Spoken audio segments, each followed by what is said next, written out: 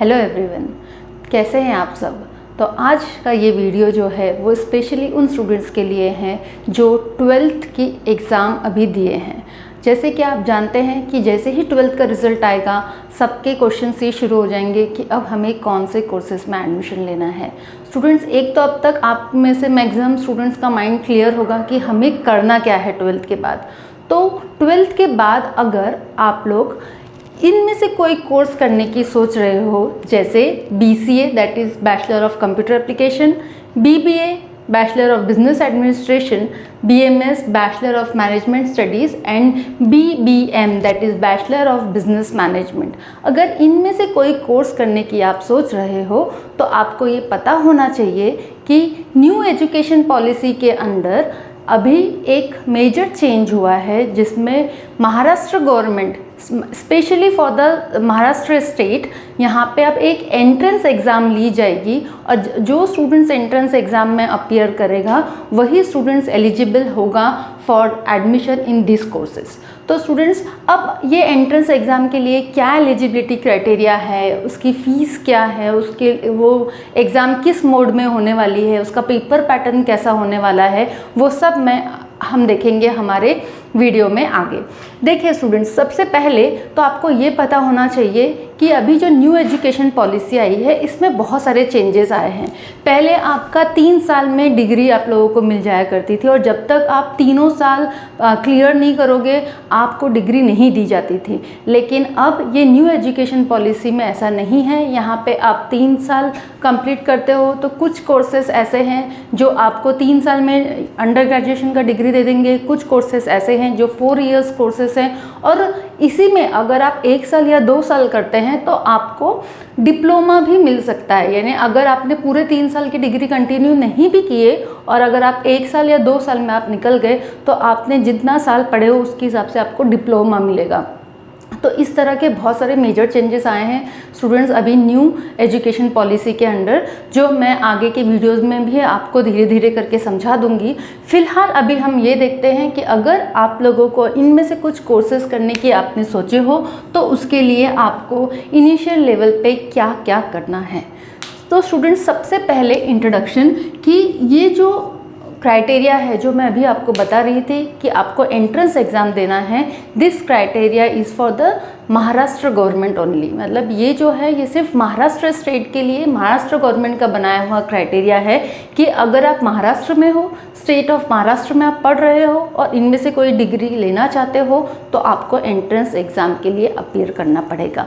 Now what is the eligibility criteria for this entrance exam, कौन कौन इसके लिए एलिजिबल है इस एंट्रेंस एग्ज़ाम को देने के लिए। तो सबसे पहले वो स्टूडेंट्स जो 12th एग्ज़ाम पास्ड है,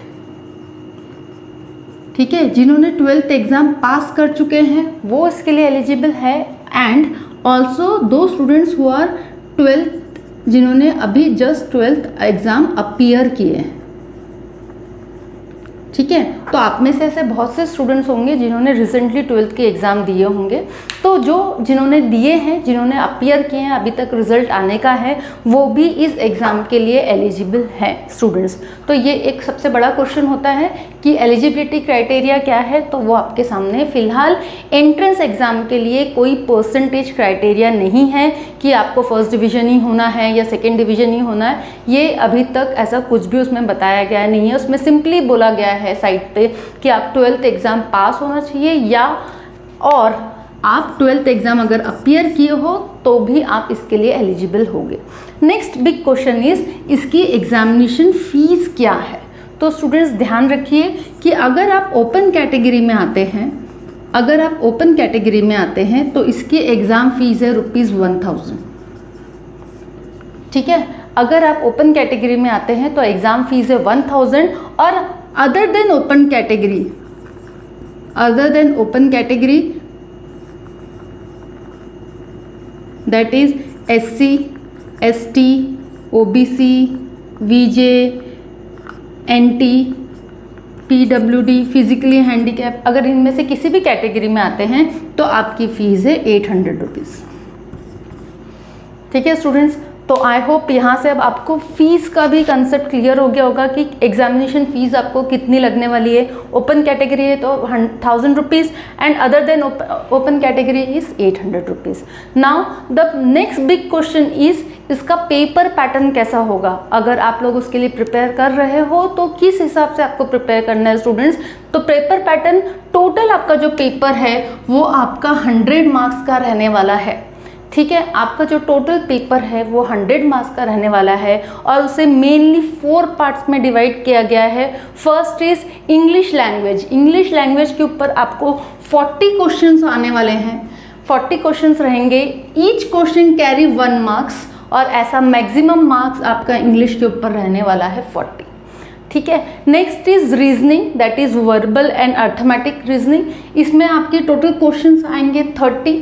Each question carry 1 mark and maximum marks will be 30. Next is third part is GK, that is general knowledge and awareness. इसमें आपके टोटल क्वेश्चंस होंगे 15. Each question carries 1 mark and maximum marks will be 15. Like this only. जो last part है that is computer basics और यहाँ पे आपको 15 questions होंगे। Each question carries 1 mark and total marks will be 15। इस तरह से टोटल आपके जो मार्क्स होंगे एग्ज़ाम के पेपर के वो होंगे 100 मार्क्स स्टूडेंट्स। ठीक है, तो आई होप आप लोगों को पेपर पैटर्न भी क्लियर हो गया होगा। अब टेस्ट का टाइम कितना रहेगा, what will be the duration for the test. The duration will be 90 minutes. 90 minutes में आपको 100 मार्क्स का क्वेश्चन सॉल्व करना है। मीडियम ऑफ एग्ज़ाम, ये जो आप कॉमन एंट्रेंस टेस्ट दे रहे हो that will be known as CET will be in English only. ये आपका सिर्फ इंग्लिश मीडियम में ही आप इसका पेपर दे सकते हो। And mode of exam will be online. ये चीज़ सबसे ध्यान देने लायक है कि ये आपका ऑफलाइन पेपर होने वाला नहीं है, ये पेपर आपका ऑनलाइन मोड में होगा और 90 मिनट्स का पेपर होगा। Mode of medium of language जो होने वाली है वो इंग्लिश होने वाली है और इस तरह से आपको एंट्रेंस एग्ज़ाम के लिए प्रिपेयर करना है students. If you are thinking to join in courses like BCA, BBA, BMS और BBM स्टूडेंट्स। और एक चीज़ इसके बारे में अगर आप और ज़्यादा डिटेल्ड इंफॉर्मेशन जानना चाहते हो तो आप साइट पे जाकर इसके बारे में सारी इंफॉर्मेशन कलेक्ट कर सकते हो स्टूडेंट्स। इसका एंट्रेंस एग्ज़ाम का जो फॉर्म है वो आपको अप्रैल मंथ तक आ जाएगा। अप्रैल मंथ तक आपको इसका फॉर्म भरना है।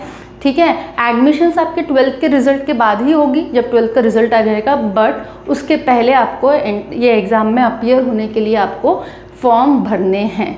All right, now next important thing is आपको कैसे पता चलेगा कि कब हमें फॉर्म भरना है।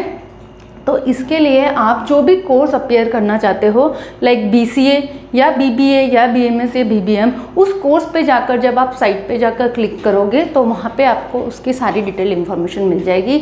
या फिर आप अगर state board, Maharashtra state board, government of Maharashtra CET that is common entrance test, ये साइट अगर आप ढूंढेंगे जो कि एक स्टेट सेल है, महाराष्ट्र स्टेट गवर्नमेंट का स्टेट सेल है, इस पे भी आप जाके देखेंगे तो आपको सारी इन्फॉर्मेशन मिल जाएगी। और अगर आप में से किसी को ये इन्फॉर्मेशन नहीं मिल रही है तो मुझे कमेंट करके बताइएगा, मैं उसका लिंक नीचे डिस्क्रिप्शन बॉक्स में डाल दूँगी, जहाँ जाकर आप ये सारा इसका PDF आपको मिल जाएगा और आप वहाँ से सब इन्फॉर्मेशन ले सकते हैं। आई होप स्टूडेंट्स कि आपको यहाँ पे फ़िलहाल ये सारे कोर्सेज़ के बारे में सारी इन्फॉर्मेशन क्लियर होगी। आपको क्लियर होगा कि आपको किस कोर्स के लिए CET एग्ज़ाम के लिए अपीयर होना है। स्टूडेंट्स, इस तरह की और भी इंफॉर्मेटिव वीडियोस देखने के लिए आप मेरे चैनल को सब्सक्राइब करना ना भूलिए, साथ में बेल आइकन दबा दीजिएगा ताकि जब भी ऐसा कोई नया वीडियो आए तो आपको उसका नोटिफिकेशन टाइम टू टाइम मिल जाए। तो students, don't forget to like it, subscribe it and share it with your friends. Good bye.